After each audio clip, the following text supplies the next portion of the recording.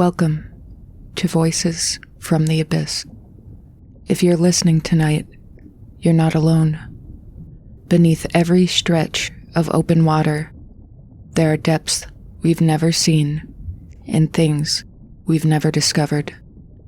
Tonight's story begins in complete darkness, miles below the surface, where something ancient is still moving. So settle in, get comfortable, and listen closely, because far below you, something is awake. Out in the open ocean, some voices don't belong to the living. They don't shout. They don't chase. They wait. And if you listen long enough, they stop calling you toward them and start changing what you are.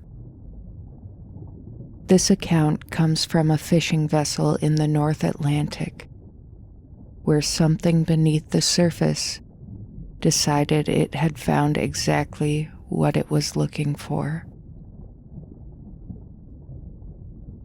The singing started on the second night out. Petra heard it first, which made sense. The others said later, because Petra always had good ears. She could hear a net snagging before the tension registered on the winch gauge. She could hear weather coming before the barometer moved. So when she sat up in her bunk at 2 a.m., held her breath, and listened, she trusted what she heard. A voice outside the hull, low and resonant and moving through the water the way light moves through glass, bent and slowed, arriving altered. She told herself it was a radio signal bouncing strange off of the water. She told herself it was one of the men on deck. She laid back down and stared at the ceiling. She did not sleep for a long time. All the while, the voice moved slowly around the hull, like a finger tracing the rim of a glass, patient and circular. A tone that settled low in her stomach like a warm wine. She didn't mention it in the morning. The Soraya was 4 days out from Horta, dragging for bluefin in water 3 kilometers deep. 6 crew, the captain, a weathered Portuguese man named Rui, who communicated primarily through eyebrows, and Petra, who had been working deep-sea fishing boats since she was 19. She had long since stopped explaining herself to men who thought the work was too hard for her. She pulled her weight and then some. She didn't complain, and she didn't ask for anything. She heard the voice again the third night and the fourth. By the fourth night, she was standing at the stern rail, listening for it deliberately, leaning out over the black water with her hands wrapped around the cold metal and her hair loose around her shoulders. She understood distantly that this was strange behavior, that she had come out here without her jacket. The Atlantic in October at 2 a.m. was not a place to stand without a jacket. And yet the cold felt remote and unimportant compared to the voice, which tonight was closer. It was coming from the water directly below the stern. She leaned further over the rail. The ocean was motionless and black, but she could see, or thought she could see, a shape below the surface, pale, long, and slow-moving. It caught what little light existed, and it held it the way pearls hold their shine, with a kind of interior luminescence. It was perhaps 3 meters down, maybe 4. It was oriented vertically in the water, and it was looking up at her. The voice was coming from it. She knew this, and she accepted it. Some remote and increasingly quiet part of her brain was producing words like bioluminescence and acoustic illusion. The shape below the water, the voice that came from it, and the way both of these things made her feel was wanted. Specifically and completely wanted, in a way she hadn't felt in longer than she cared to count. She was halfway over the rail when a hand grabbed the back of her shirt. The hand grabbed her collar, fingers twisting in the fabric, yanking her back hard enough that she stumbled and went down on one knee on the wet deck. She spun around furious, ready to fight. It was Dora, the cook, 50 years old, built like a shipping container, with an expression Petra couldn't immediately read. "I heard it too," Dora said. "First night out." Petra looked at her, then back at the water. The shape was gone. The voice had stopped so cleanly, it was as if it had never existed. And in its absence, the cold arrived all at once, slamming into her like a truck. She began to shake. Dora pulled her away from the rail without another word. Inside, in the galley, under fluorescent light, with hot coffee pressed into her hands, Petra felt the fog lift degree by degree, like a tide going out. She had become aware how far over the rail she had been, how cold she was. She had not noticed either until just now. "What was it?" she asked. Dora wrapped both hands around her own mug.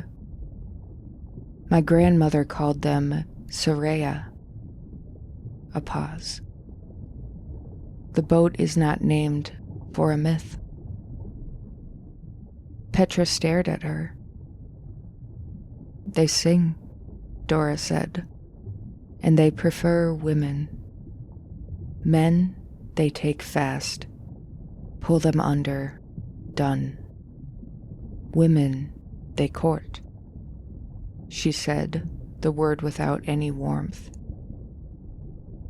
"They are patient with women. They take their time." You were over the rail, Petra." She closed her mouth. "They are beautiful," Dora continued, in the tone of someone reciting a warning rather than a description. "From a distance, from above the water, in the dark, they are the most beautiful thing you will ever see. This is what they are for."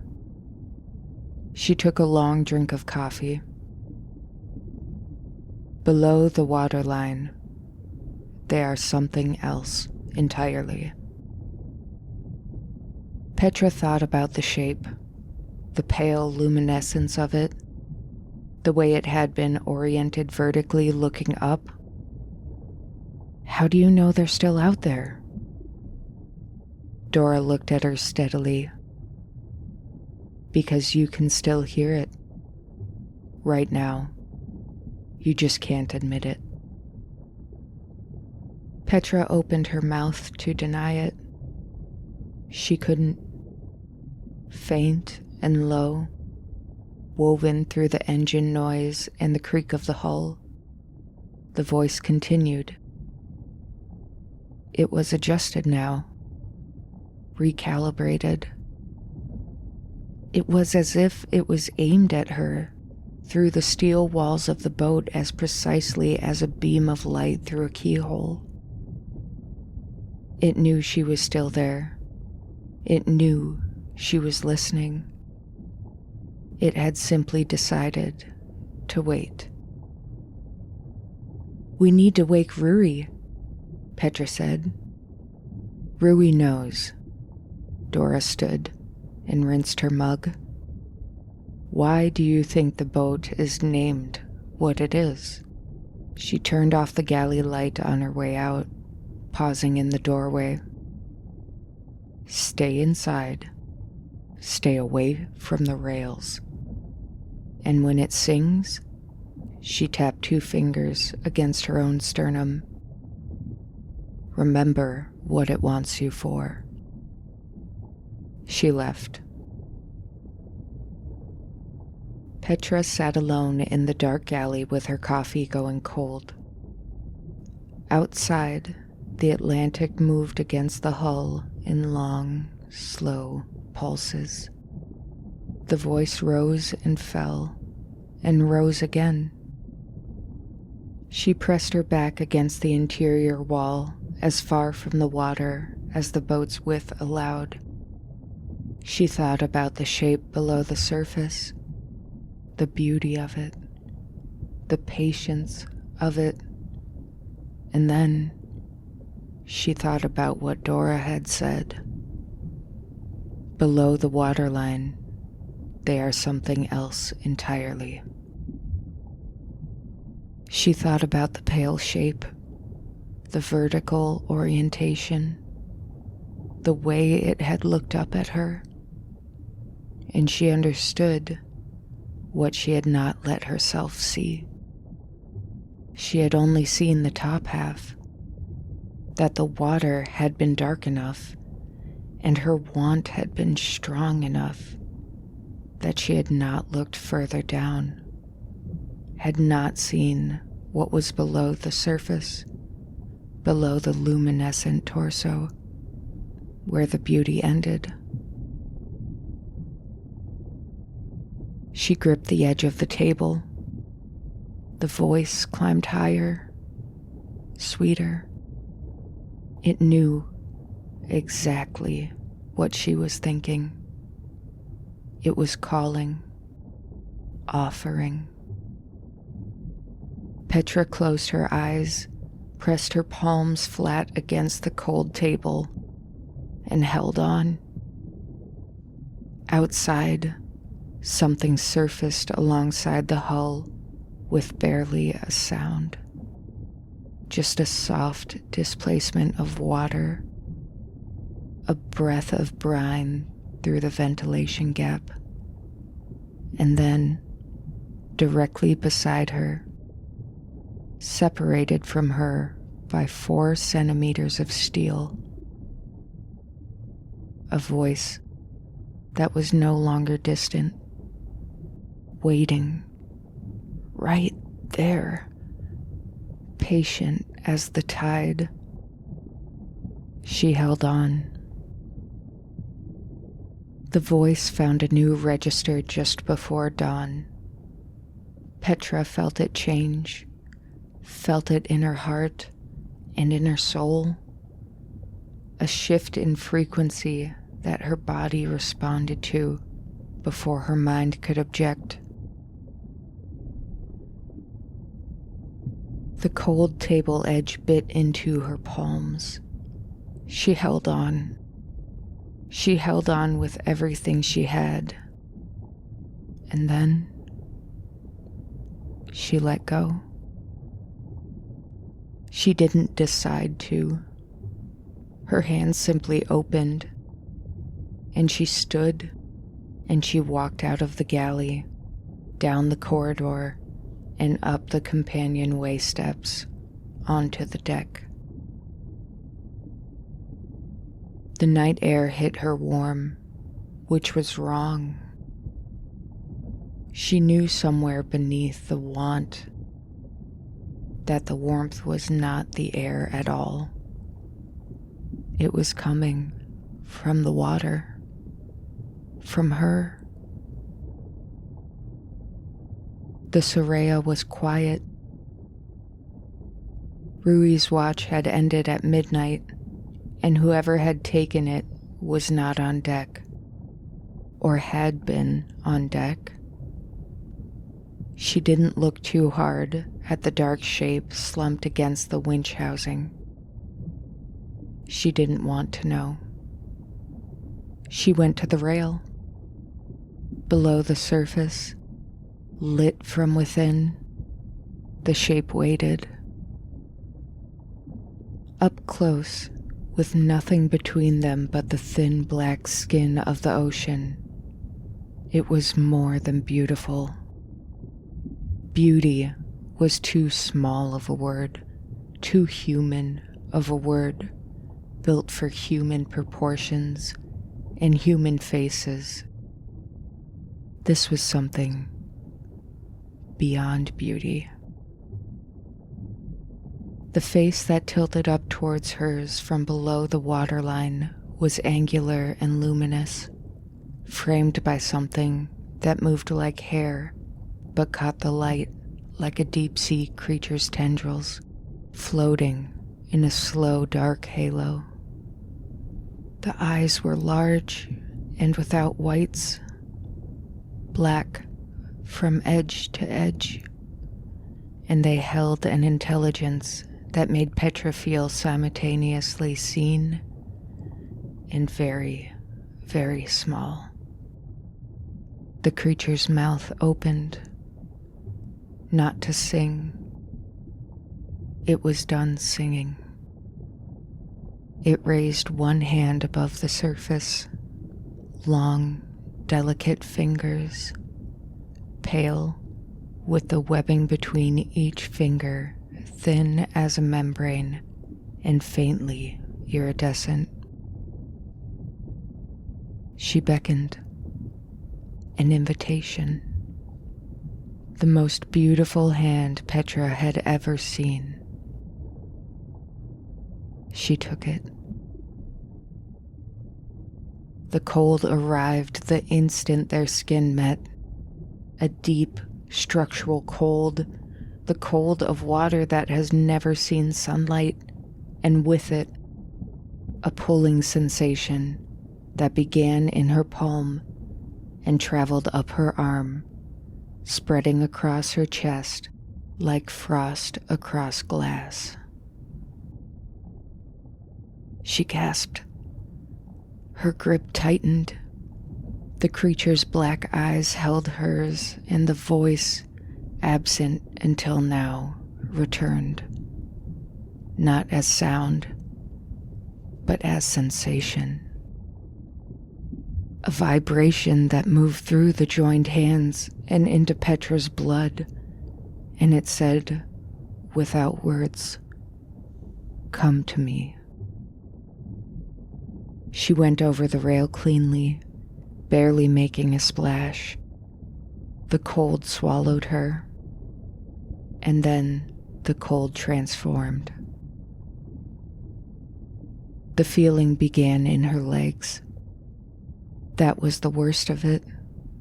The way it began so far from her heart, so far from anything vital, as if whatever was remaking her had the patience to start at the edges and work inward.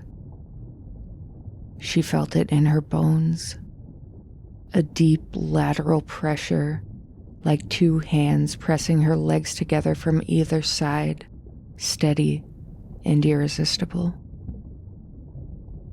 Then the cracking, a series of dense internal sounds that she heard more through her skeleton than her ears. She screamed into the water and the bubbles panicked to the surface. The creature held both her hands firmly and watched with those black eyes. It did not look away. Her hips rewrote themselves next. The architecture of her pelvis shifted and fused and elongated in ways that human anatomy had no comprehension of tolerating. Each adjustment was announced by a white bolt of pain that started deep in her bones and radiated outward through her muscles and skin. She thrashed. The creature held her. It was very strong. It pulled her close and pressed Petra's face against its shoulder and held her there. And the thing that Petra noticed in the narrow corridor between agony and unconsciousness was that the creature was warm. Its skin was warm. It was the only warm thing in the entire ocean. She held on to her, and somewhere inside the pain, she understood this was not being done to her, but for her. Her skin came last. She felt it traveling upward from where her feet had been. A tightening, a thickening, something new being laid down over what she was, layer by layer. It did not hurt the way the bones had hurt. It was more like the feeling of a wound closing. She could feel the texture of it. Scales. Each one overlapping the last, smooth in one direction and catching in the other. Deep violet with a bioluminescent undertone that pulsed faintly in time with her heartbeat. Her heartbeat, which was slowing, which was changing. When it was done, she hung desperate and depleted in the creature's arms and breathed, actually breathed. The ocean moved through her in a way that should have been drowning and was instead the first full breath she could ever remember taking. She looked down at herself, at what she was now. The creature released her hands and waited patiently while she understood. When she looked up, the creature was watching her with those black eyes, and the expression on its face was something she might have called tender if she had seen it on a human face. It reached out and touched her jaw, tilted her chin up, and then it turned her, gently but with purpose, to face east. The horizon. The sky there was just beginning to gray. Dawn was coming, and against that first pale light, small with distance, but visible, a vessel. A fishing boat, making steady progress south, maybe 6 kilometers out. Too far to see them, too far to hear anything. Petra looked at the boat. She became aware of a sensation she had no prior reference for. A hollow urgency that lived beneath her ribs and expanded as she looked at the distant vessel, at its lights, at the small, warm shape of it moving across the cold water. It was not a feeling she had words for yet. Her mind was still reaching for the vocabulary of what she was. But the creature beside her understood. It made a low sound, not the singing voice it had used to call her. Something different. Something that resonated between them like a shared thought. And Petra felt it in her chest. She looked at the boat on the horizon, and then she looked at the creature beside her, who gazed back with black eyes that held patience and want and the deep, depthless hunger of something that had been feeding in these waters since before the first human ever looked at the ocean. Petra turned towards the water, and together they began to swim.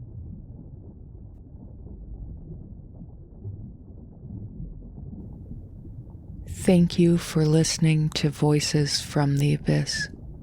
If you enjoyed tonight's story, make sure to follow so you don't miss what rises next.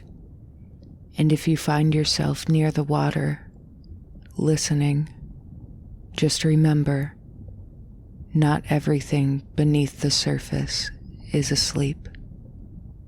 Good night.